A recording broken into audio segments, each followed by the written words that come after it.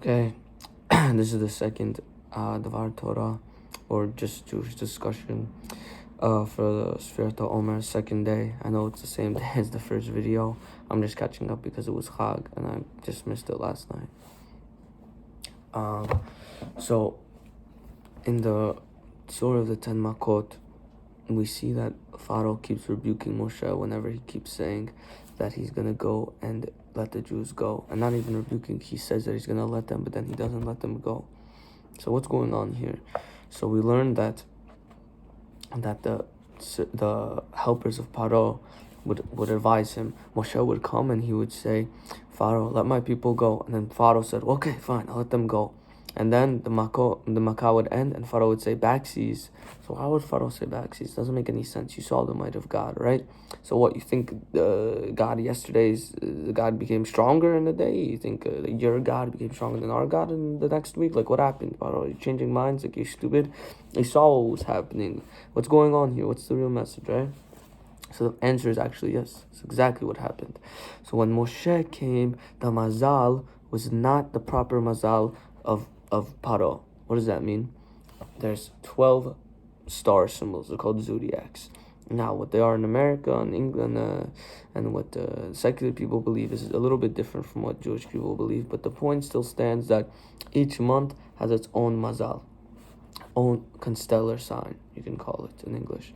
So when Moshe Rabbeinu came, he would tell Paro, okay, I'm bringing this makkah. If you want it to stop, you have to tell us that you can let us go. And Paro would say, what's the mazal? Oh, it's not my right mazal. Okay, fine, I'll let you go. And the makkah would end, and by the time Moshe would say, okay, time to let my people go, the advisors of Paro would come to him and tell him, No. When you made that deal with Moshe, you know, that guy, that rabbi, you saved these guys 210 years, thinking you just let them go now? No.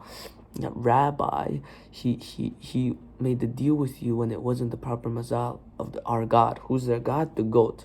So it was a sign of Aries. I think that's what the goat's called. That mazal. But now it's our God's mazal. Now our God's going to be stronger. And Paro said, how did I not realize this? Okay, Moshe Rabbeinu, deal's off. I'm not letting your people go. Because my God's stronger than it was last week.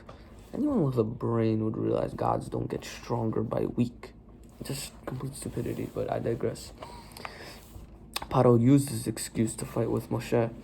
And the fact that Paro even believed that this could be true just shows that he's an idiot, and how stupid these false gods are, and how real our God is. But the point is that Paro saw that this mazal made his God stronger. So Hashem went to Moshe Rabbeinu and he said, Moshe, you see that this month, it's Nisan. Paro thinks it's his God's month. I'm going to show him I'm the real God. Nisan, even though you have Tishrei as the new year for the Jews, Nisan is going to be considered a new year to a Rosh Chodesh. And the Gemara Masechet Bachot, the first Mishnah, even talks about the 4 new years, and one of them is Chodesh Nisan. It's a new year for us. Because Hashem wanted to show, that guy thinks his God's the strongest God. Let me show him what I can do. Let me show him when it's always my mazal. And he thinks specifically this month is his God. No. It's my turn now. It's my turn every day and every month. So don't get twisted, Paro. I am the true God. And this is something we should think about.